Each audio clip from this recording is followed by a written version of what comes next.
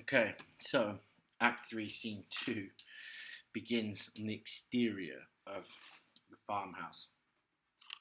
And Aben is standing by the gate looking up at the sky. So you see this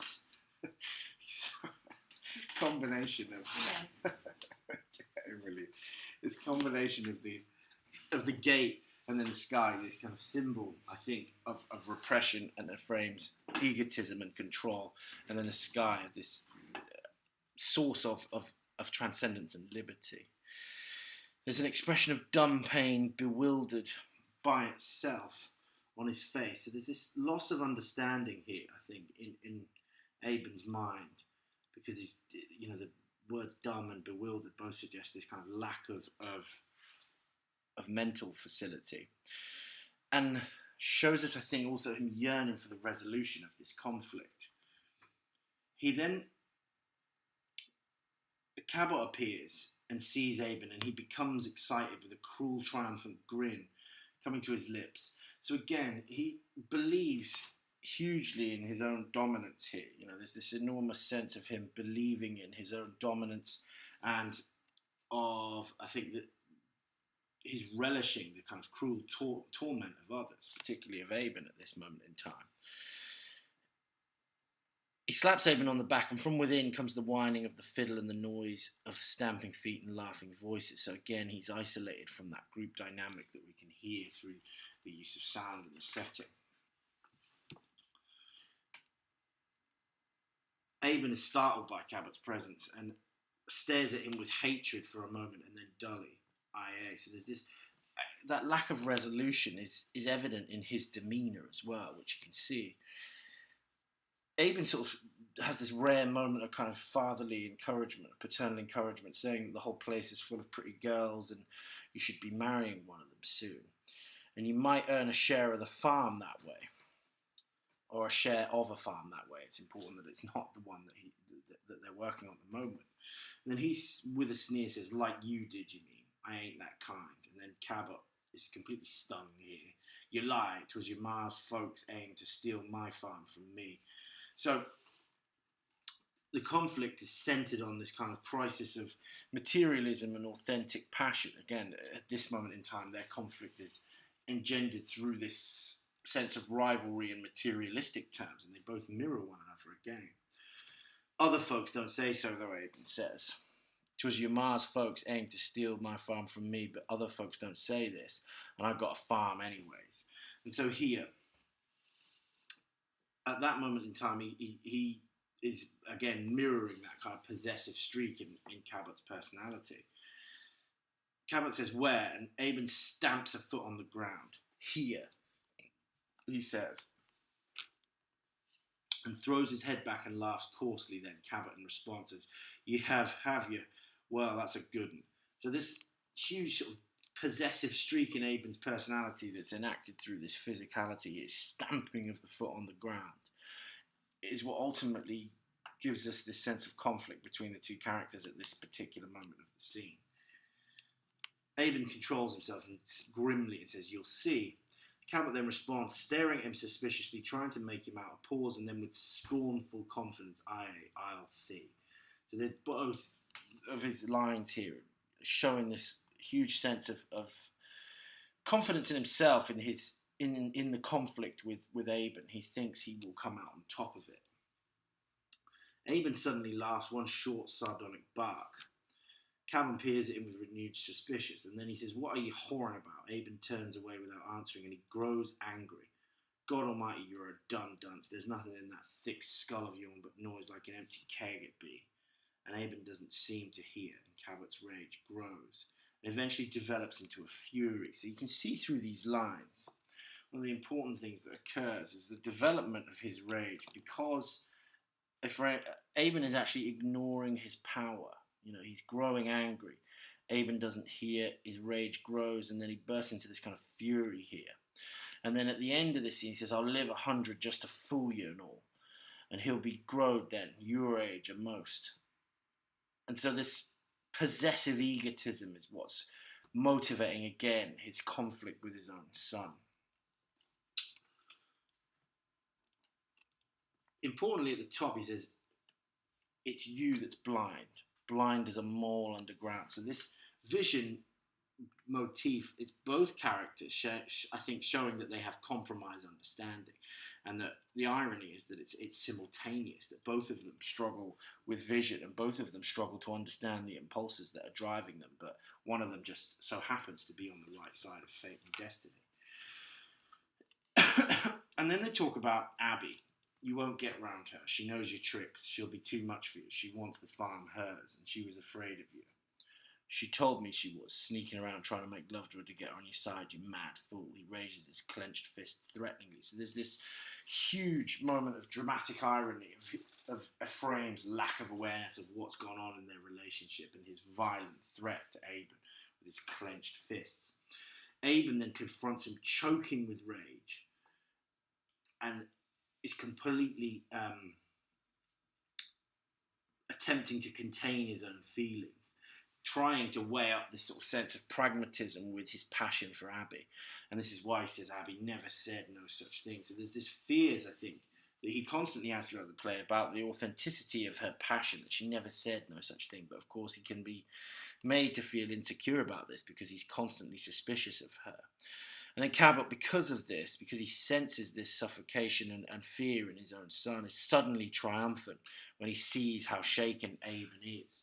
So again, there's a huge kind of element of irony there that's testament to his illicit feelings, and Ephraim doesn't actually notice this, that Aben is shaken in response to this information that Cabot reveals to him. And the fact that he's shaken is proof that he has these strong, passionate, romantic desires for his own wife.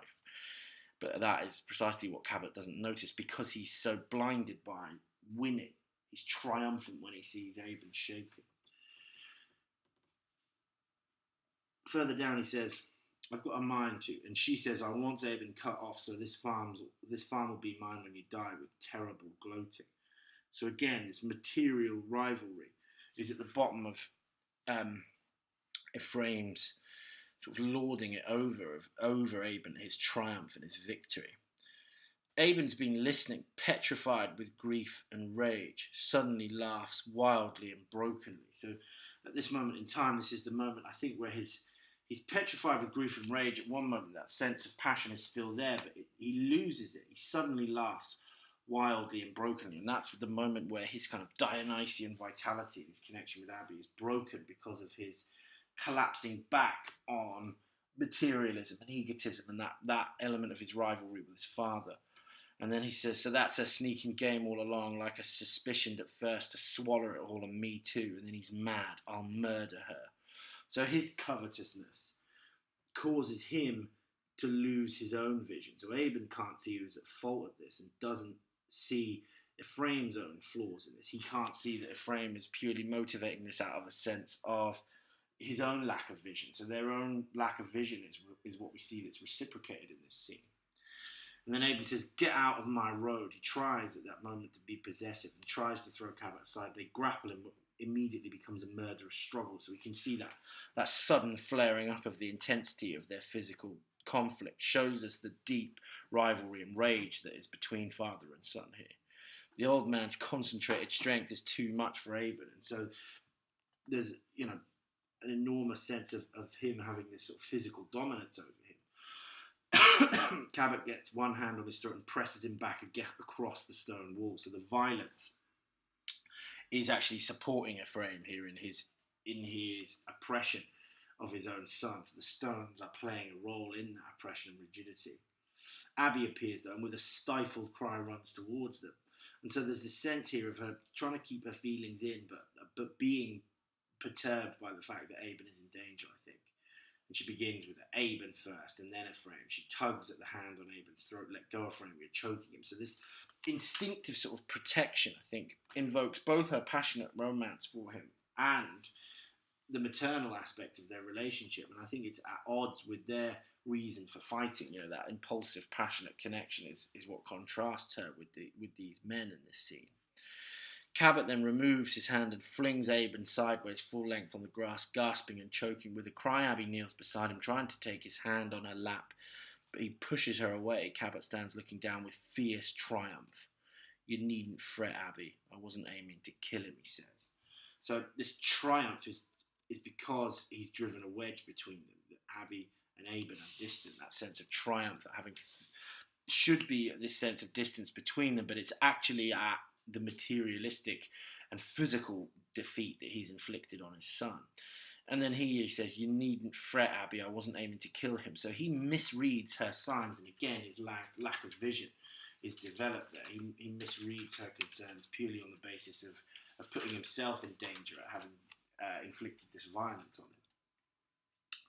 He then talks about, "I'm going to sing and dance and celebrate." He walks to the porch, then turns with a great grin. "I don't calculate it's left in him, but if he gets pesky, Abby, you just sing him out.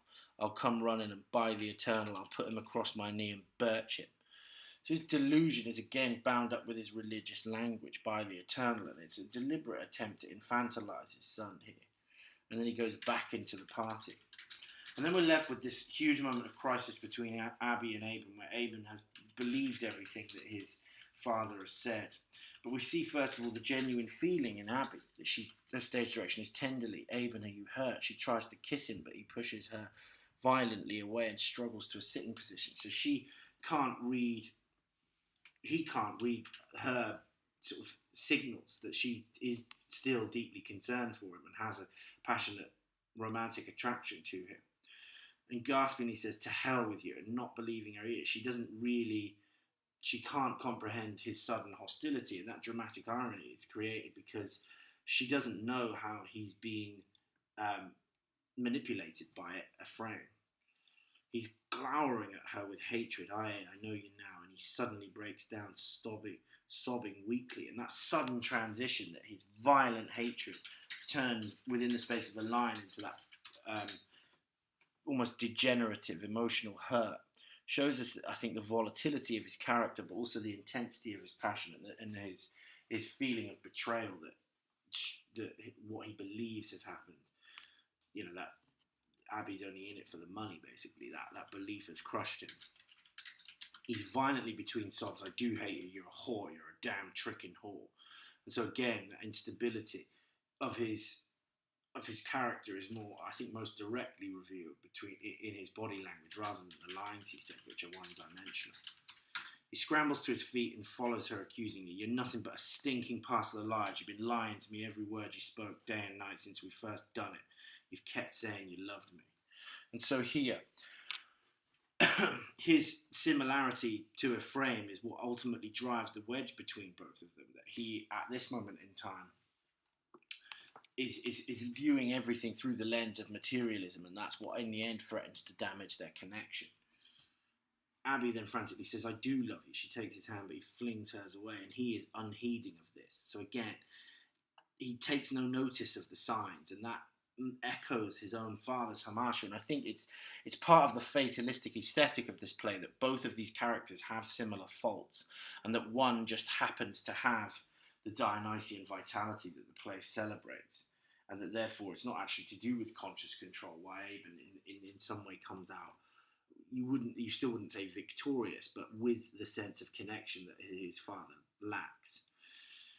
At the bottom of his lines, "If you did get him a son," he's staring at her with anguished, bewildered eyes. "They must be a devil living in you. It ain't human to be as bad as that be."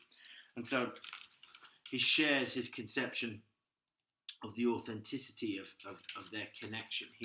He is astonished by how manipulative she would be if what he believes to be true is actually real.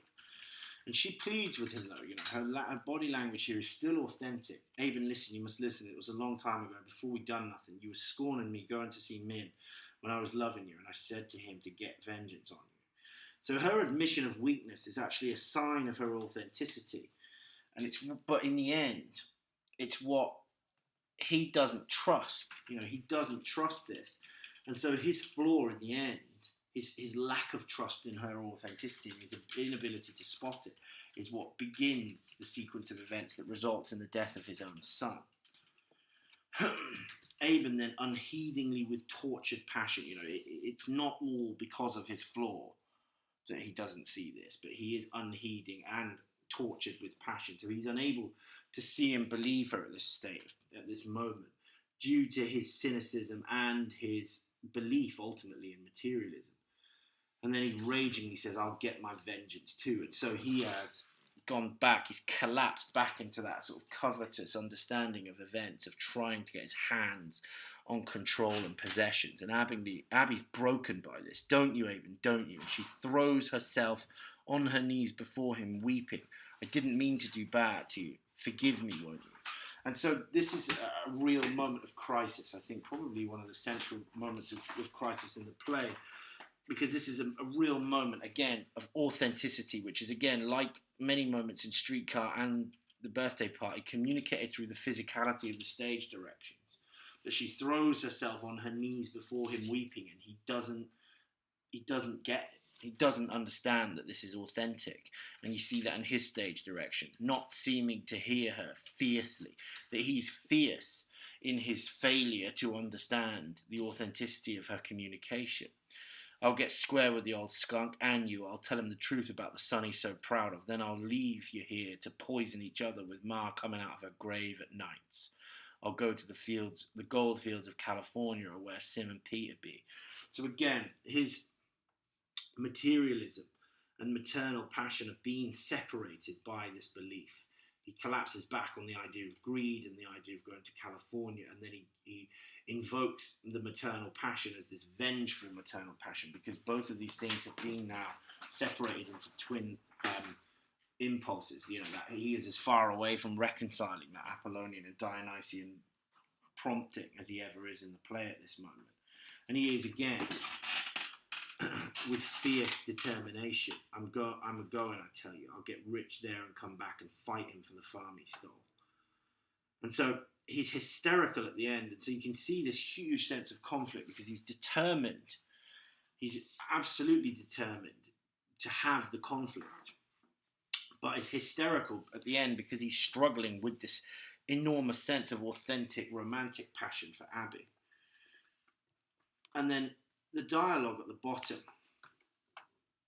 shows us, I think, Abby's flawed plan derives from faulty logic. You know, this flawed plan that she engineers to kill their own son as proof of her romantic attachment to him. She said, "Did you believe I loved you before we come?" And then he says, "Yes, like a dumb ox, and you don't believe no more. Believe a lying thief." Ha! She shudders, and then humbly, "And did you really love me before?" And I think that shudder is the moment she realises what she thinks she ought to do in order to prove her love to him. Brokenly, he then says, "And you was tricking me. And you don't love me now. I hate you, I tell you. And you're truly going west, going to leave me all account of him being born." And there is the line where the fatal plan is accidentally concocted from this flawed logic. That you loved me before he was born, and you don't love me now, and therefore it's the fact that the son has been born that has destroyed your love, when that is absolutely not the case. It is his own father's manipulation of the story that has shifted his vision. Aben says, "I'm going in the morning, and God may strike me to hell." And Abby, after a pause, says, "With dreadful cold intensity, slowly, if that's what his coming's done to me, killing your love, taking you away." And this is here. God may strike me to hell invokes his father's language in the moment of their greatest distance. So that religious language is again there at the moment of their greatest separation, associating that sense of isolation with theological language and self-abnegation. This dreadful cold intensity is this authentic passion, I think, that almost seems paradoxical. Cold intensity we don't really think of. We think of intensity and heat and passion. But there's this sense here that the passion is being warped into an unusual or a goal that usually vital passion is about giving life rather than taking it away. She says, "Taking you away, my only joy, the only joy I ever knowed, like heaven to me, purtier than heaven, then I hate him too, even if I be his ma." So this paradoxical language that she uses, I think, exposes the intensity of their connection, that she's willing to hate him too, even if she is his own mother. He's broken by this. He says, "Lied, you love him, he'll steal the farm for you." So he sees her love for the baby purely as an extension of this covetous greed. But it ain't the farm so much, not no more. It's you fooling me, getting me to love you, lying you loved me just to get a son to steal. So this is the moment of authenticity and tragic dejection on Aben's part, that he here is admitting that it's not really about the farm. It's purely about the fact that he feels like he's being betrayed. He's been made to fall in love with someone and then betrayed in the act. She then says in a hard voice, I ain't wanting to kiss you never again. He says, sorry. I'm wanting to forget I ever set eyes on you. So here he is determined in his sort of Ephraim-like dedication. It's a hard voice. He sounds like his father, and he is determined in his separation from her. And she clings to his arm then with passionate eagerness. So this physical desperation is another sign, I think, of her authenticity, the authenticity of the emotions that are motivating her plea for him.